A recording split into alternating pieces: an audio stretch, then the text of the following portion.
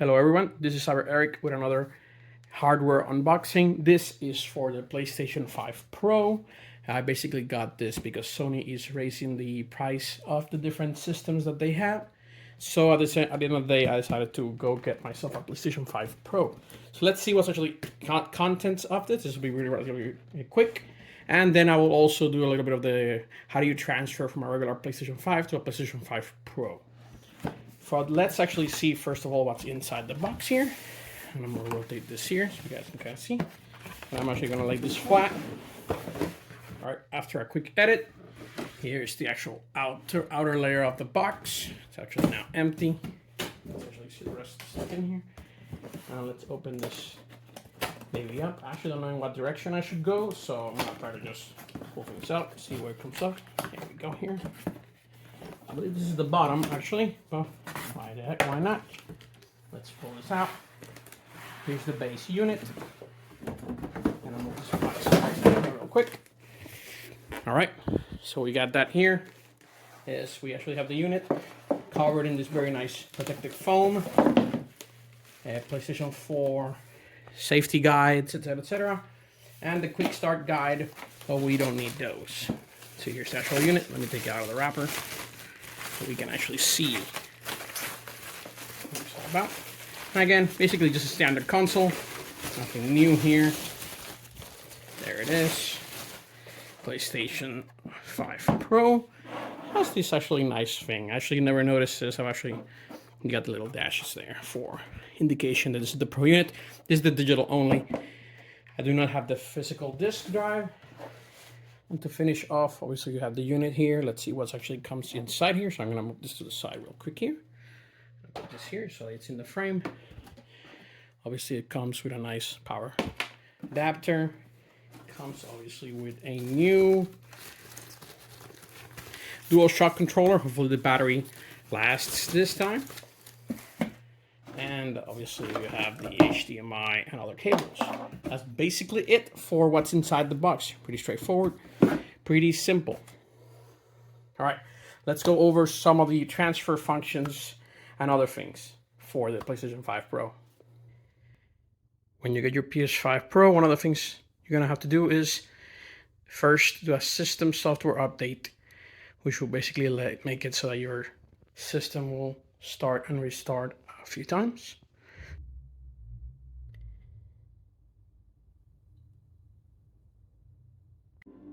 All right, after the updates, what you're gonna have to need to do is also log in to your PlayStation account. You can either do this through the QR code over there, or you basically can sign in manually or create an account. All right, once you set up both systems, basically you're gonna have one system. And again, I did this connecting them through a LAN wired. That way we don't have to use wireless. That's the PS5 Pro. Right here is my original PlayStation 5. And I have another monitor here just to verify that it's transferring data. And again, this process will take a couple of minutes, depending on the process, how much data you are transferring. Just showing it off. Real quick, after you have done the little transfer, you will be actually asked, select what you want to transfer. Do you want to transfer only the user data, your games and apps? And you can even select individual particular software, for example.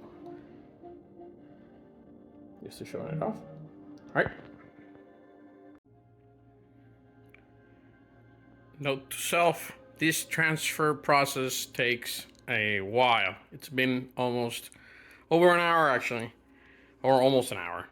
It's at 80%. This is just user data and save data. This is not games, so be warned.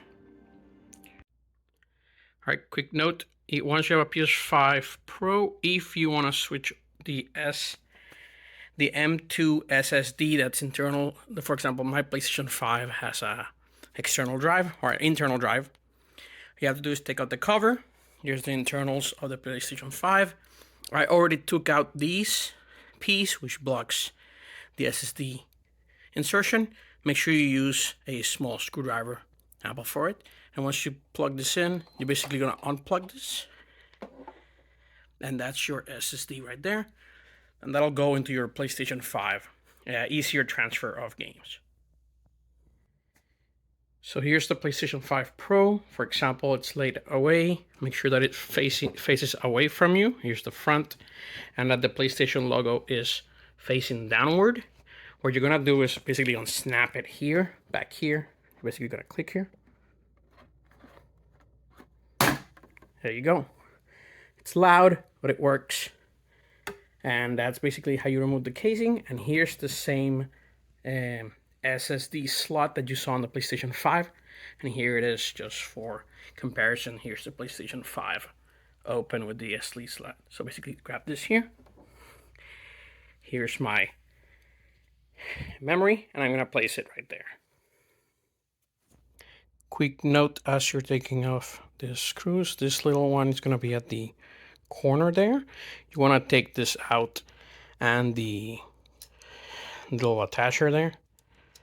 And you want to basically move it so that it basically matches the dimensions of your SSD. In this case, for example, I moved it from here to the corner here because it'll actually match the space that I need for the SSD.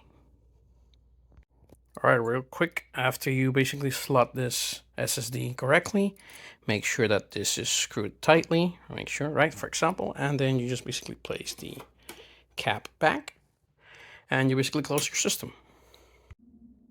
All right, so after connecting the PlayStation 5 Pro to power, it now has the internal SSD.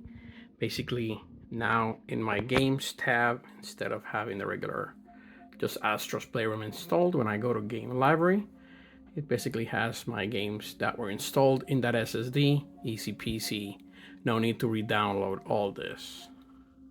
And if I go to settings, you basically go here to storage, and then you will see the M.2 SSD storage there with the games that basically I had installed in my PlayStation 5 and now are on my PlayStation 5 Pro. That's it for this video for PlayStation 5 Pro. Again, I'll be testing it out and playing new games on it. But with that, that is all for today. Please like and subscribe, it is appreciated. And have a good one, everyone.